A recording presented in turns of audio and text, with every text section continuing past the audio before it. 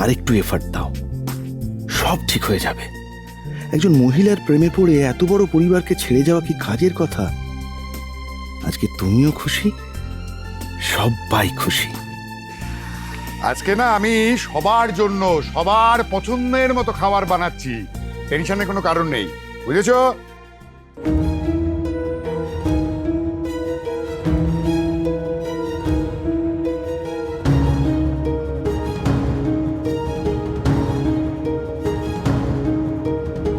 আচ্ছা, বাবা এই চমৎকার অ্যাক্টিংটা কেন করছে আমি বুঝতে পারছি না।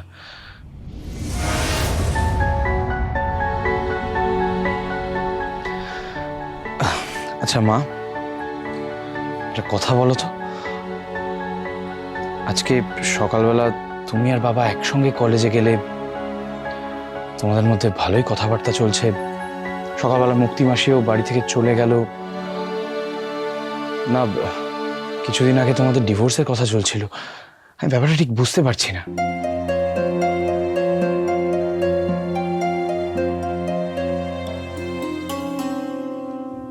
তোমার বাবা আমার কাছে ক্ষমা চেয়েছেন, শেষ একটা সুযোগ চেয়েছেন বিহান। বাবু শেষে পুরে যাইব না বলেছি না? কেন ডিস্টার্ব করছো তুমি? যাও ওদিকে। আমি কি কোনোদিন রান্না করিনি? যাও যাও, ওদিকে যাও, ওদিকে যাও। এই পরিবারের মানুষগুলোর থেকে দূরে থাকতে চাইছেন না, বলেছেন আমাকে। এই পরিবারের মানুষজন সবাই যেভাবে ওনাকে ট্রিট করছে, পর করে দিচ্ছে, সেটা উনি মন থেকে মানতে পারছেন না। দেখো বিহান, এটা তো মানো যে অখিলেশ সেই পরিবারেরই একজন, এটা তো ওরও বাড়ি। তুমি, তোমার দাদা রুদ্র ওর সন্তান। আর শুধু তোমরা কেন, এই বাড়ির প্রত্যেকটা বাচ্চা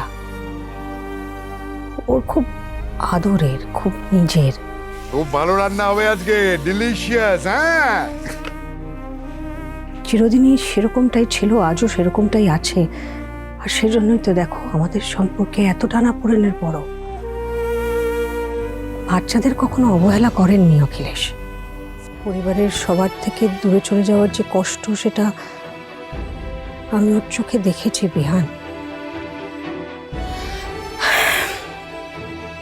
দেখো বেটা, আমাদের দুজনের মধ্যে সম্পর্ক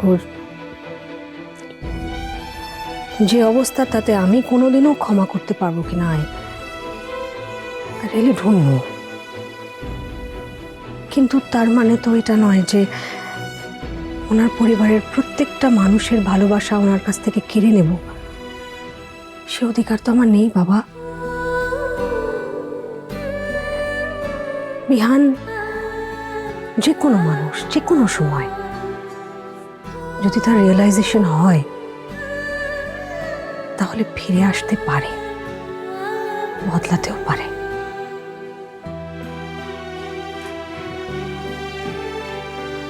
তুইও বাবার উপর আর এত রাগ করে থাকিস না, খারাপ ব্যবহার করিস না, বাবা তো।